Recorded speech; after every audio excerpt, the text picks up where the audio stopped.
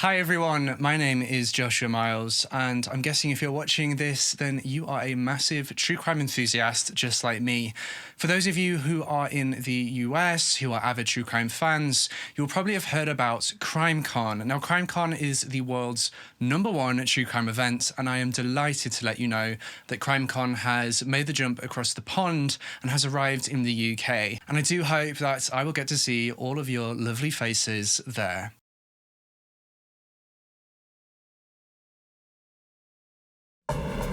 In Texas, an unsuspecting federal agent is abducted at gunpoint. The men responsible escape unseen into the vast South Texas terrain. Valuable minutes pass before the lawman's disappearance is discovered. With the life of one of their own in jeopardy, his colleagues are determined. They will find the suspects, bring them in, and make them pay.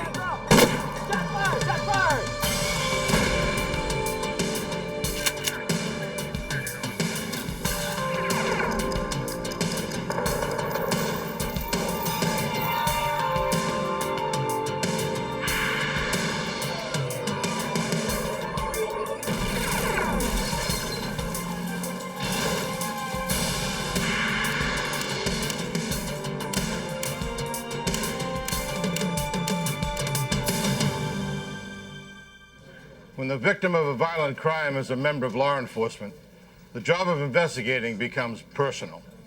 At a United States border crossing, armed fugitives kidnapped a customs inspector, then vanished. I'm Jim Kallstrom, former head of the FBI's New York office. Desperate to find their colleague, local, state, and federal authorities waged a full-scale manhunt in Texas and in Mexico. Racing against the clock, they hoped their resolve would make the difference.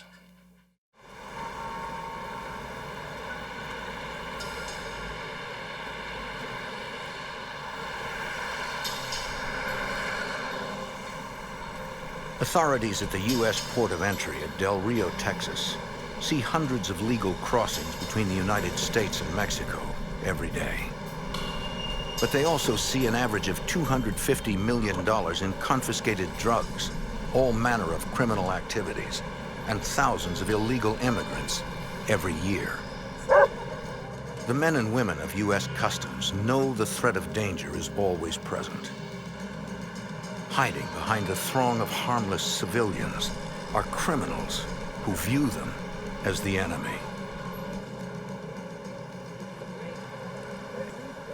On the afternoon of January 27th, 1984, a vehicle with Texas plates pulled up to the port's primary checkpoint.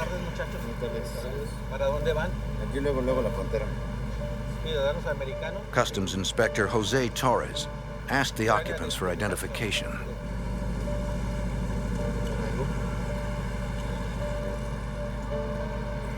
¿Qué edad tienes? The three passengers provided green cards showing they were legal resident aliens allowed to work in the U.S. The driver explained he was an American citizen, but produced only a baptismal certificate as proof. Inspector Torres could not accept it.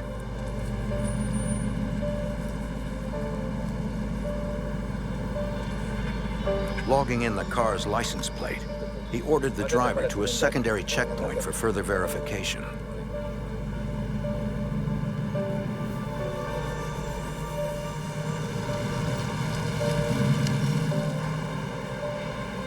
The vehicle was met by Customs Inspector Richard Latham. Hello, man. Baptismal certificate? Can you step out, A please? 10-year veteran at the border, it was his job to handle questionable persons or vehicles. Follow me. Latham brought the driver inside to speak with an officer of the Immigration and Naturalization Service. The INS officer chastised the driver over his insufficient papers. Since the man claimed he was a U.S. citizen, born and raised in El Paso, the officer interrogated him on details only a resident could know. In minutes, the man's detailed answers persuaded the official that his lack of paperwork was his only indiscretion.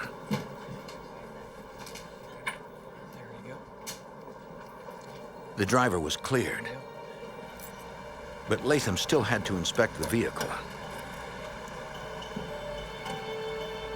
Stand over there. You need to look inside your car. Following routine procedure, he checked for illegal drugs or undeclared contraband.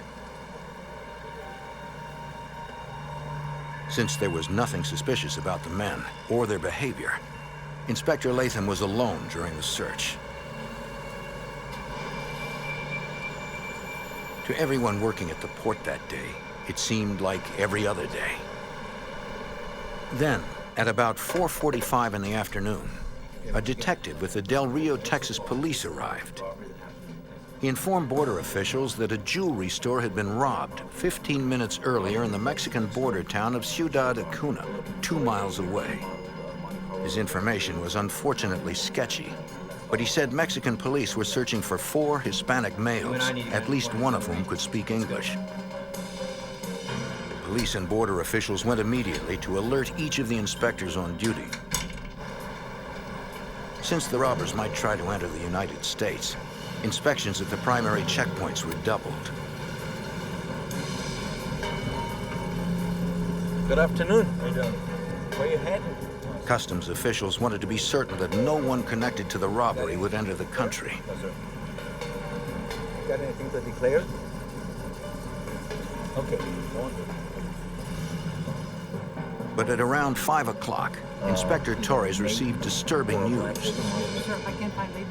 Customs Inspector Richard Latham was missing. Yes, sir, I checked already once. Del Rio Detective John Martin was at the port that But I'll go day. check it again. For him to just suddenly disappear, we knew something was wrong. Although the time of the disappearance marked a shift change, Latham had not followed the required protocol for leaving his post. He had not left in his own vehicle. He had not checked out and told anyone else that he was leaving. And the standard procedure for those inspectors, even if they were rotating off for a coffee break or to go to the restroom, would have been to have notified other inspectors at the port. None of this had occurred. Their only conclusion was Inspector Latham had been kidnapped. Our first investigative response was to determine when Inspector Latham had last been seen and what he had been doing. Customs Inspector Torres reported seeing Latham searching an older model vehicle at the secondary checkpoint. He described the car as a gray, late 1970s Pontiac Grand Prix with 3 or 4 Hispanic males standing alongside, who matched the jewelry thieves wanted by Mexican police. The inspector described the driver as a male in his 20s, wearing an El Paso baseball cap. Torres realized that as he turned to check the next vehicle, Inspector Latham must have discovered something. And the kidnappers struck, then escaped the port unseen. U.S. Customs Service Special Agent Dennis Harlan helped lead the search for Latham. It was a race against time. It's been my experience that if an officer is taken at gunpoint, he is eventually killed. Everyone knew the window of opportunity to rescue the kidnapped officer was short. They sprang into action. A customs officer retrieved the computer list of all license plates that passed through the Del Rio port into the U.S. between 4:15 and 5 p.m., about the time Latham disappeared. The list was less than 100 vehicles, but it did not contain the owners' names and addresses. For that information, they had to access the Department of Motor Vehicles database. Hindered by 1980s computer technology, it would take valuable time to accomplish.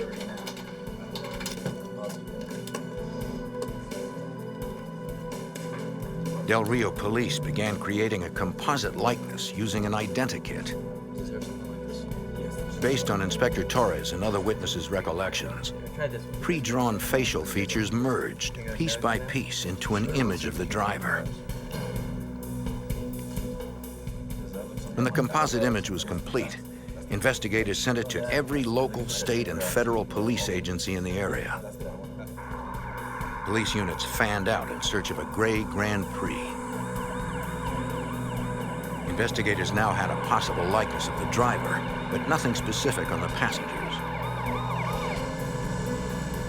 Customs Service helicopters supported the ground units in the search. But with few leads, they knew finding the men in the Texas backcountry would be difficult. 1.5 hours had lapsed since Latham disappeared. A car traveling at an inconspicuous 55 miles per hour could be anywhere within 20,000 square miles. The search area was enormous. And with each minute, it got even larger. In record time, the DMV database returned the list of license plate numbers with the owners' names and addresses. There were 8 Pontiac Grand Prix on the list. Police officers went to the 6 addresses in Del Rio to investigate the vehicles.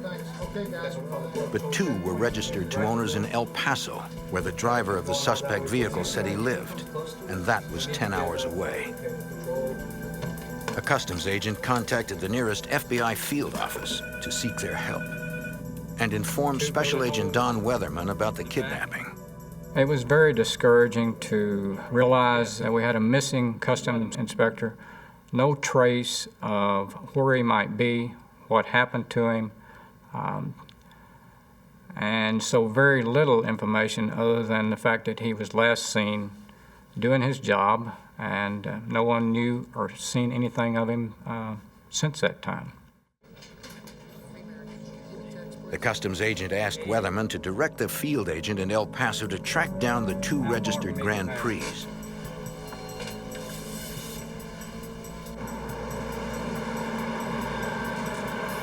FBI Special Agent Charles Riley was assigned to interview the owners of the cars.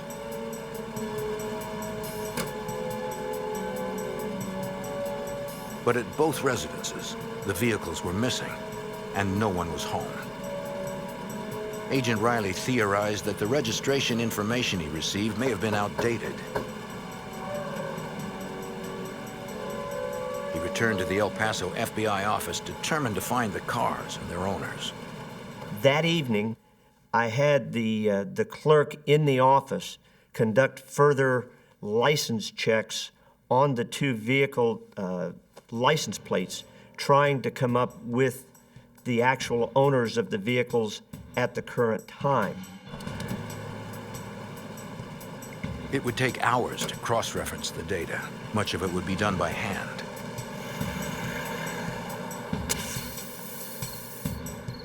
State and local police manned roadblocks in every direction from the port.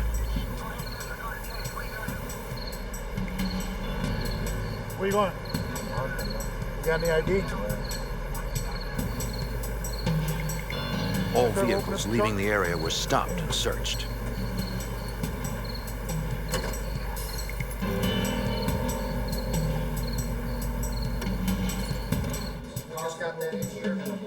When the San Antonio FBI agents arrived in Del Rio, they were briefed on the latest developments of the search.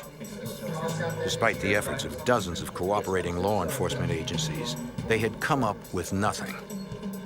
Nearly 7 hours had passed since Inspector Richard Latham was abducted. By the end of the first night's investigation, there were still no promising leads. You always hope that they'll turn them loose, but history doesn't prove that out. So basically, we knew we were looking for a body after probably late that evening, you know. The full-scale search was still ongoing the next morning. Fixed-wing aircraft, which could travel faster and farther than helicopters, widened the search perimeter to cover the vast Texas brush. Texas state troopers continued their roadblocks in the area surrounding Del Rio. Oh, how you doing today, man? Where you headed? Although by that time, they knew the suspects were likely gone. In El Paso, Special Agent Riley eliminated as suspects an elderly couple who owned a gray Pontiac Grand Prix. But the other owner sold his vehicle to a man by the name of Ricardo Cortez. Cortez had failed to register the vehicle in his name. A background check showed Ricardo Cortez had a criminal record for drug possession. Riley located his most current address. I went to that address, spoke with Cortez's mother, and determined that he had been out of town for 3 or 4 days. She was not sure when he was going to be back. She stated that Cortez still owned the car in question and had the car with him. I went to the El Paso Police Department and obtained a photograph of Cortez and wired a copy to the port of entry in Del Rio, Texas.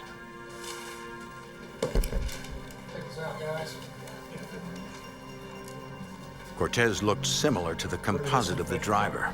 U.S. Customs Office, El Paso. Finally, agents had their first suspect, something specific they could move on in hopes of finding Richard Latham and the men who abducted him.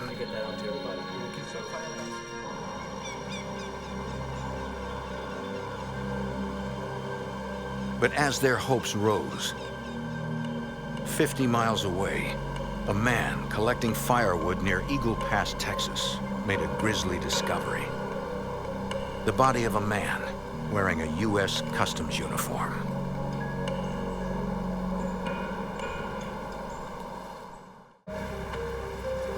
Men, step over here, please. In Del Rio, Texas, authorities believe jewelry thieves crossing the border in a gray Pontiac Grand Prix abducted U.S. Customs Inspector Richard Latham. Investigators identified the driver of the car as Ricardo Cortez, who had been missing since Latham's disappearance. But even as they got that first real lead, they learned the body of a man wearing a U.S. Customs uniform was discovered in a ditch off Highway 277 near Eagle Pass, Texas. Local officers secured the scene, but decided nobody would enter until the FBI arrived. While agents at the Del Rio port of entry boarded a helicopter for the 60-mile flight to Eagle Pass, Texas state troopers continued to man roadblocks throughout the area. The kidnappers were now most likely gone, but no one could be certain. Though frustrated, Trooper Art Corral, who worked the road from Del Rio to El Paso, was not going to give up the search. We were out there for hours, checking cars and on the roadblock, and you know, it seemed like we weren't going to get anywhere. That our supervisor advised to go ahead and stay on that road, but break off the roadblock.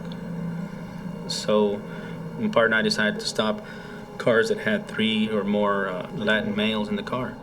About that time, we saw this car go by, and there were 3 people in the car. However unlikely, the men inside might be connected to the abduction.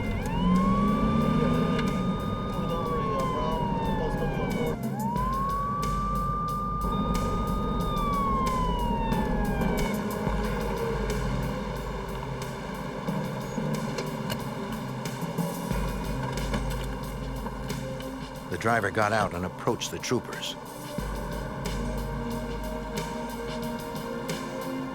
How you doing, sir? How you been? Corral explained why he had pulled him over. 4 male Hispanic subjects are involved in kidnapping. The driver gave his ID. He was a taxi driver from Eagle Pass, hired by the men in his car to take them to Presidio, Texas. He admitted he was glad to be pulled over. His passengers were agitated and made him nervous. They want me to take them from Ensenada to Eagle Pass. The trooper decided to run a check on them.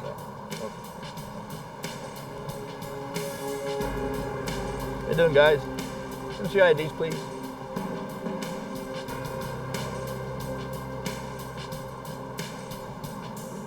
He got the green cards of the 2 passengers, Rafael Calderon and Jesus Ramirez. Neither of them fit the description of the suspect driver of the Grand Prix, and there were only 2 of them. Determined to be thorough, Trooper Corral and his partner would run a check on the names just in case. Inside the car, Corral's partner tried to radio dispatch. Any other station out there can hear me? You can copy me. Please answer. but there was no signal.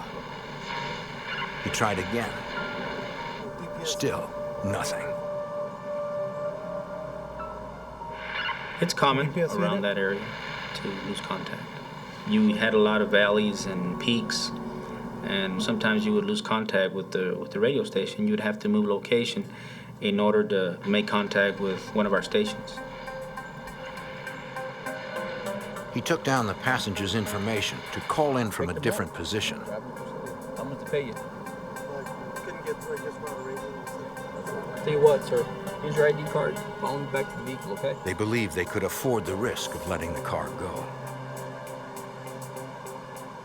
Out here, there's only one road. You may not have another road for 100 miles.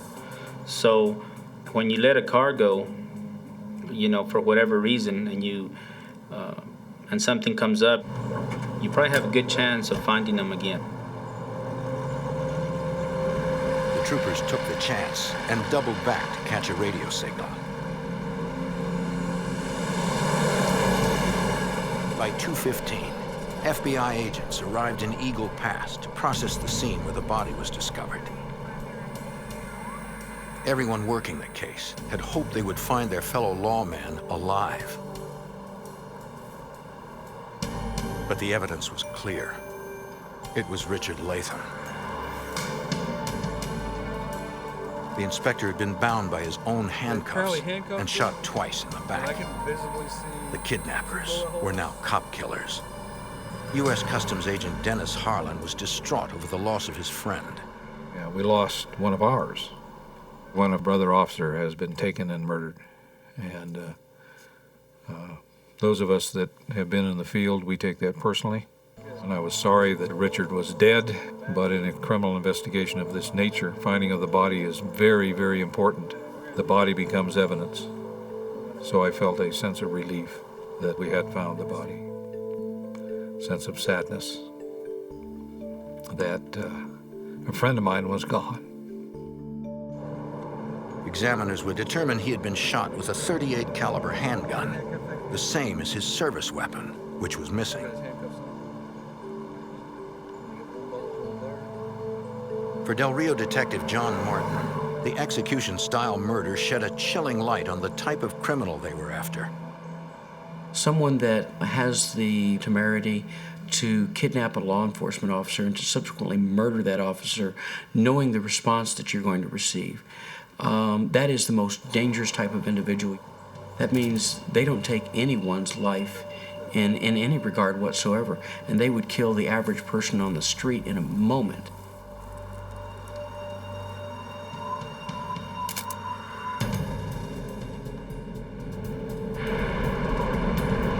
DPS unit to base. Back on the highway, the troopers kept trying the radio. After several minutes, they made contact. Yeah, go ahead. Make it. Go ahead. Yes, I need 329 checks on 3 subjects. Dispatch officers ran checks on the men in the taxi.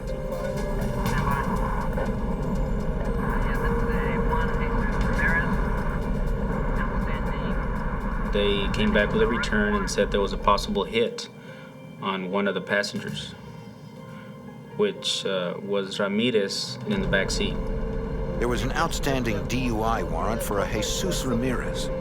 It might not be the same Ramirez, but the troopers needed to verify his identity. So we decided to go ahead and try to catch up to the car. We are attempting to locate. We're traveling westbound on 90 at this time, so we can locate that.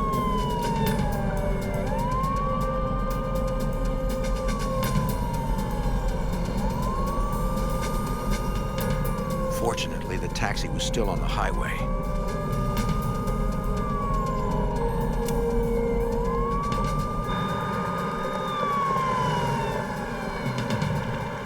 The driver pulled over for a second time.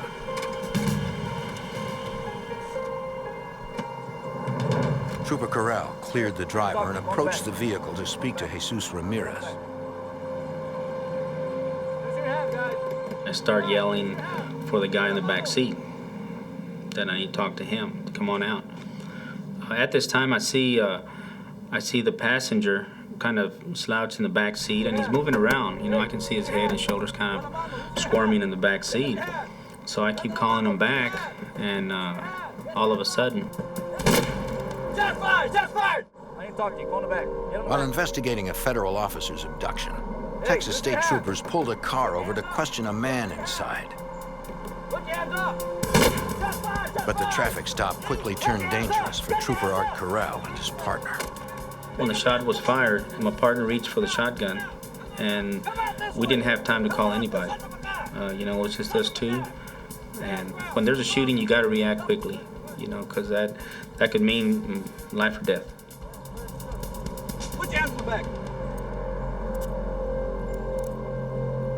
Give me the other one. With his partner covering him, Corral got Rafael Calderon out of the vehicle and into custody. Down. He placed him behind the squad car, away from any weapons. Get on down. Get on down. Get on down. Go in. Then they went to check on the man in the back seat. Jesus Ramirez had shot himself in the head with a .357. Another one over there too. Okay. Grab it. Come on. The troopers recovered that weapon and a .38 caliber revolver.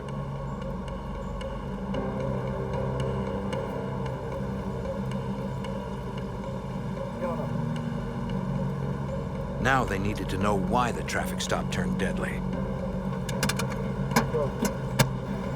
One trooper retrieved Ramirez's identification and a piece of paper from his jacket, while the other removed Rafael Calderon's belongings. Guns on you? No. That's all you got? Including a large knife and a cloth bag. Get a card. Corral suspected that Ramirez would not have killed himself over a DUI warrant. He knew there had to be another motive. DPS unit to base. We have subject Ramirez in custody. 10-4, affirmative, suspect in custody. The troopers called in the incident and learned that Latham's body had been discovered.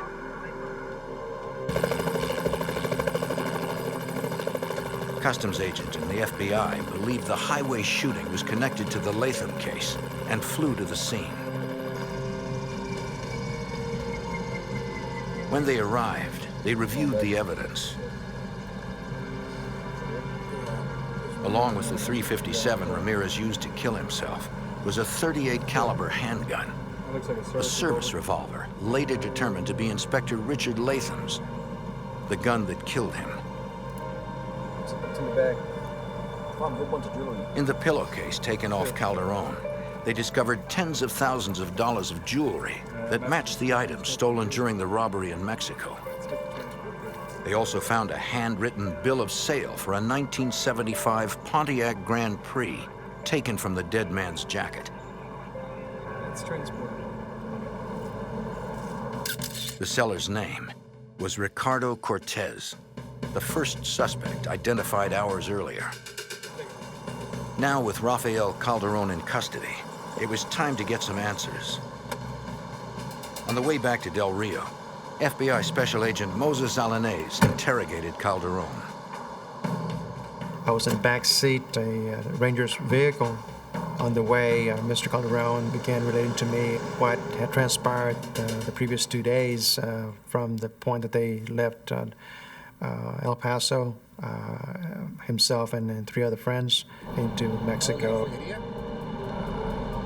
Calderon claimed that Jesus Ramirez planned the robbery.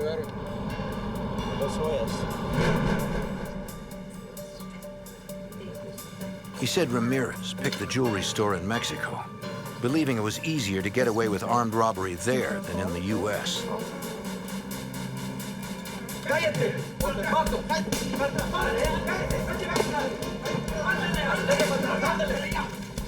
While Calderon, Ramirez, and a third man he knew only as Carlos robbed the place, their driver, Ricardo Cortez, waited in the getaway car.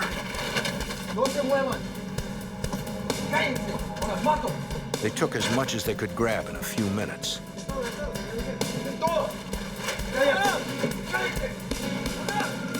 Then left.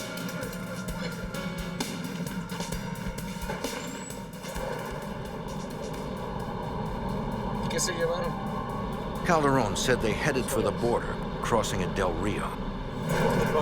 Everything seemed fine when Cortez passed the INS interview and the customs inspector searched the trunk.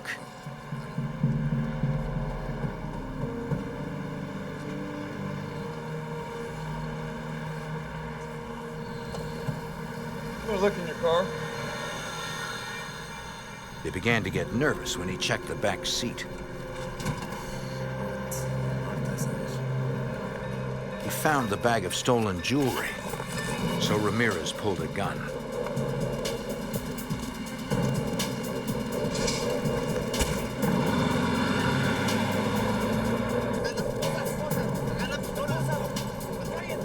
As they left the port, Cortez and a man named Carlos took the inspector's service revolver and secured him with his own handcuffs.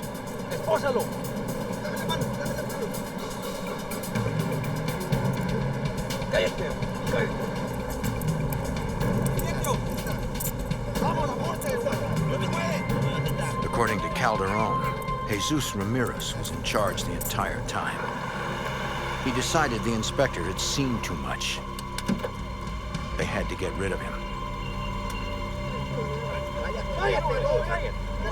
Calderon said he and Ramirez forced Latham into the ditch.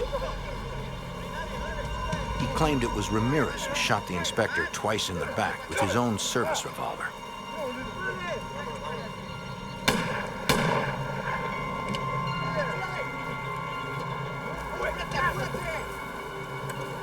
After leaving the customs inspector to die, the men continued to Eagle Pass, where they crossed the border back into Mexico.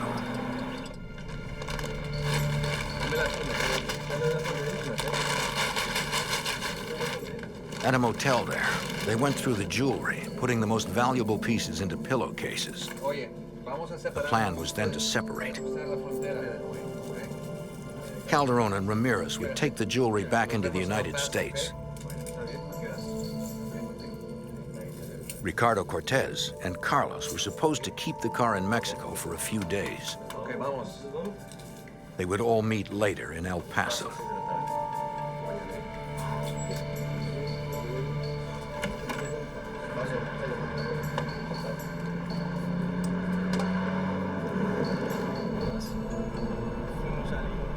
The agent noted that during Calderon's version of events, he repeatedly named Ramirez as the trigger man. As the suspect was taken to jail in Del Rio, agents reviewed the facts of their case. Rafael Calderon was in custody. According to him, the shooter was Jesus Ramirez, who had killed himself at the traffic stop. The driver of the Grand Prix Latham searched was Ricardo Cortez of El Paso. The fourth suspect was a man Calderon knew only as Carlos. He and Ricardo Cortez were still at large. Customs Special Agent Dennis Harlan was determined to find them. Every effort was going to be made to capture and prosecute the people that were involved. After the abduction and murder of U.S. Customs Inspector Richard Latham, investigators developed 4 suspects. One suspect, Rafael Calderon, was in jail. Another was dead, and 2 more were still at large. 6 hours after Latham's body was recovered, the state police in Piedras Negras, Mexico, asked FBI agents to come to their office.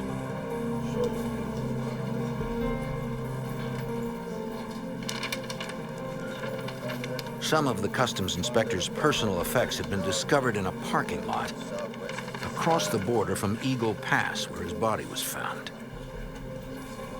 Included were Latham's wallet, a police-issued canister of mace, and several documents of interest to FBI Special Agent Don Weatherman. We also located 2 California Highway Patrol traffic citations.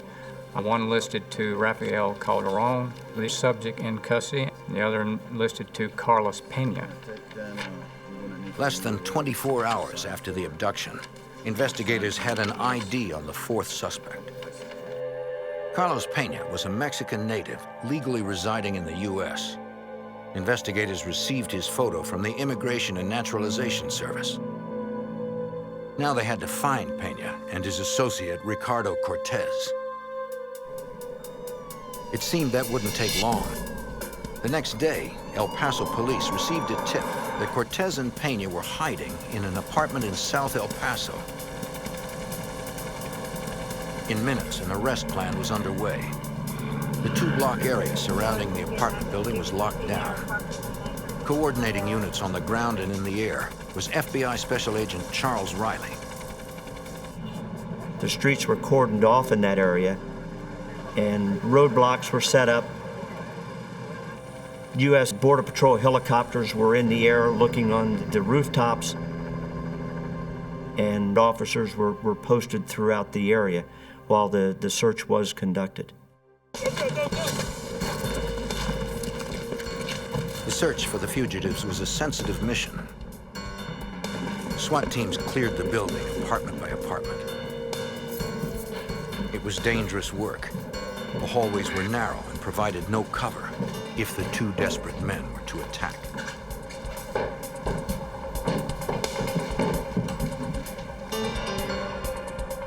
Despite the thorough search, they came up empty. U.S. Customs Agent Dennis Harlan was undaunted. You can throw tons of manpower at a case like this, but you need some luck. And good luck is brought about by good, hard, aggressive police work. Then a new lead came when state police in Piedras Negras, Mexico, discovered a gray 1975 Pontiac Grand Prix abandoned in a nightclub parking lot. FBI agents crossed the border to search the car. But Mexican law prohibited a full-scale processing of the vehicle. We could not remove the vehicle and bring it back to the United States. We couldn't remove anything except prints from the vehicle. The FBI agents photographed the car to document the items they could not collect and dusted for any latent prints. It was a surprisingly low-tech process, Scotch tape and index cards. But it paid off. When the fingerprints were sent to the FBI lab in Washington. We determined that all 4 suspects that were identified had matching prints lifted from the vehicle. In El Paso, Texas, U.S. Customs agents continued their search for Ricardo Cortez and Carlos Pena. They learned Pena and the now dead suspect Jesus Ramirez had lived in the same apartment complex. They interviewed the apartment manager who identified the photo of Pena. He does look familiar. She said she last saw him and Ramirez on the night before the Latham murder. They were unloading a bunch of stuff out here one night. The two were moving boxes from a gray Grand Prix into an apartment. A third man arrived, driving a blue car.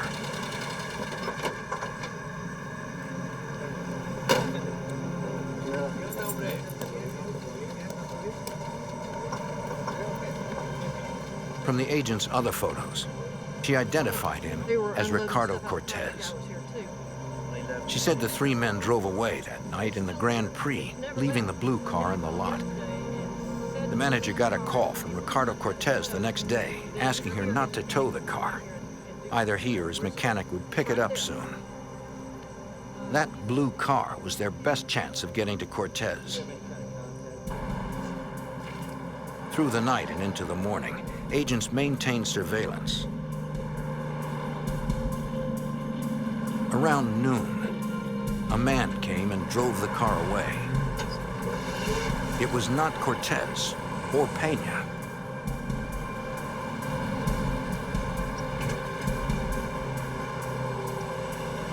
The agents followed.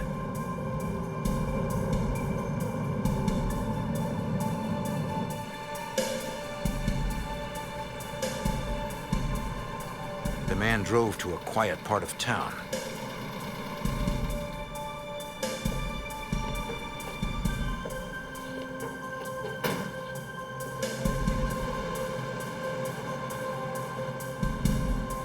he entered a bar.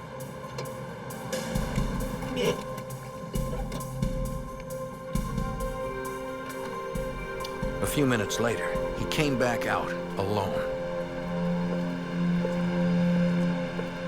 and was stopped by the agents. Ask you a few questions? Sure. The man admitted the car belonged to Ricardo Cortez. He said Cortez asked him to pick it up and meet him at the bar. But Cortez never showed, so he left the keys with the bartender. He said he didn't know where Cortez was staying. The agents verified his story with the bartender. He'd not seen Cortez either. While surveillance continued on the blue car, FBI agents located Cortez's girlfriend. What's going on? What's this all about? We think your daughter's boyfriend Ma, no might lo be involved. escuche, no es posible. Ricky nunca hiciera eso. Está mintiendo. ¿Tú sabes algo? They asked if she knew where Cortez was. She said that she had not seen or heard from him in over a week. Mira, si sabes algo, se lo dice, ¿ok? No estés mintiendo, ¿ok? Tú sabes, no me dice nada. Sí, tú sabes. Tú te lo tienes que decir. No estés mintiendo, Ma'am, ¿ok? this is very important. It's been over a week. I don't know. Mira, ya estoy alta contigo. Ya, Dile ya, la ya le dije verdad, que que no yo sé te nada. conozco. Tú siempre estás en la calle con ese muchacho. But agents, even the woman's own mother, doubted her story. Yo te conozco a ti. They asked the mother if they could install a tap and trace on her phone. Ma, no. Estás ridículo. With her consent, investigators could locate the source of all incoming calls. We needed to apprehend the other two suspects involved in the kidnapping of Richard Latham and his subsequent murder. So that's where the focus went from there. I mean, where in the hell are these guys, you know? All investigators could do was wait for Ricardo Cortez to call. The FBI, U.S. Customs Service, and other agencies were closing in on two remaining suspects in the murder of a U.S. Customs officer. Agents had contacted the girlfriend of one of the suspects, Ricardo Cortez, and were monitoring her telephone. Hello? Ricky? Where are you? 2 days later, she received a call. Be careful. It was Cortez. Where was he at? He didn't tell her where he was, but agents traced the call to a motel in El Paso. We traced down the last call that was on this line. Special Agent Charles Riley was ready. Myself, other agents, members of the El Paso Police Department and U.S. Customs proceeded to the motel. A SWAT team surrounded the building. Ricardo, come out of the hotel. Through the combined efforts of 3 law enforcement agencies, investigators accomplished their mission, according to Special Agent Don Weatherman. The El Paso office of the FBI, Customs, and the police department there did a very good job. Cortez was arrested at that motel.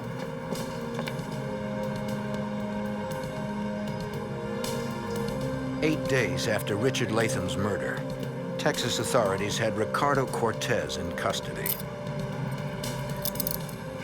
A search of the room revealed no sign of suspect Carlos Pena.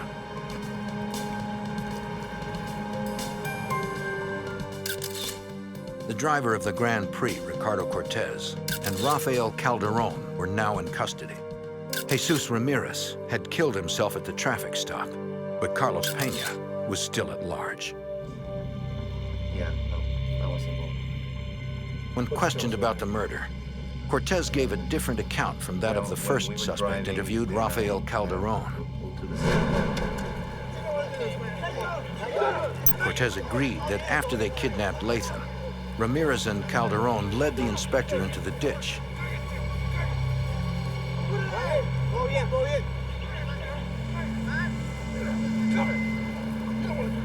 But Cortez said the fatal shots were fired not by Ramirez, but by Rafael Calderon. After the traffic stop by the Texas State Troopers and Ramirez committed suicide, Calderon saw an opportunity to blame his dead associate When Cortez stated that it was in fact Calderon who had shot Inspector Latham, this was somewhat of a surprise. Cortez said that after the four split up, he and Pena abandoned the car and took a bus to Juarez, Mexico. Cortez advised that Pena was still in Juarez and had not come over to El Paso. The FBI realized that they could not arrest him on their own.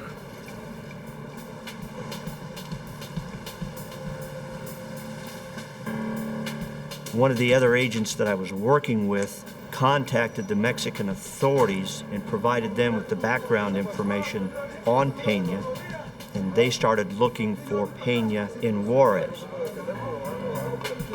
The U.S. Customs Service offered Mexican police a reward in exchange for information leading to Pena's arrest. Police in Juarez made sure Pena's friends and relatives understood that authorities would not leave any of them alone until the fugitive surrendered. 2 days later, the tactic proved successful. Pena contacted the El Paso FBI office and advised that he wanted to turn himself in. Arrangements were made with him to meet at the top of the Santa Fe Bridge. The top of the bridge is the border between Mexico and the United States, and there's a marker there. We are not allowed to proceed into Mexico for any interviews or any apprehensions. So by meeting him at the top of the bridge, we asked him to step across into the United States, which he did, and we took him into custody. The manhunt was over.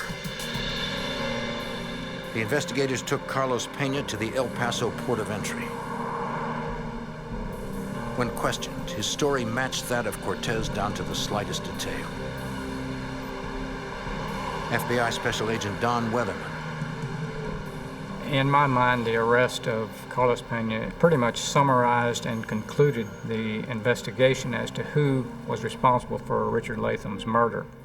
Their story was so consistent, I'm convinced that Calderon was the shooter and not the deceased, Jesse Ramirez.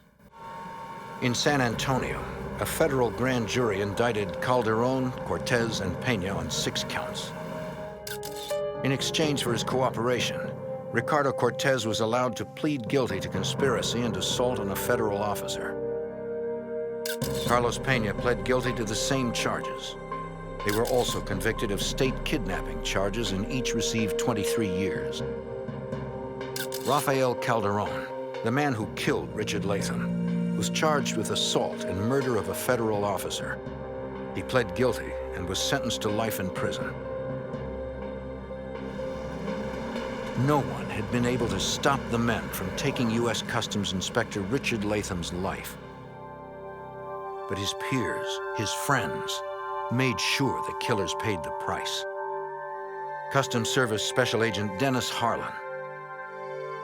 When anybody is murdered, it's serious business. But when an officer serves the country and protects the people, when he or she is murdered, there's something that happens within law enforcement that's very, very positive.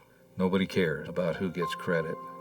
Everybody is interested in capturing those who were involved and seeing that justice is done. Memorial services for Richard Latham were held at the Del Rio port of entry on January 31st, 1984 at 2 p.m. At 2:30, U.S. Customs officers in every port of entry in the country observed a moment of silence out of deep respect for their fallen friend.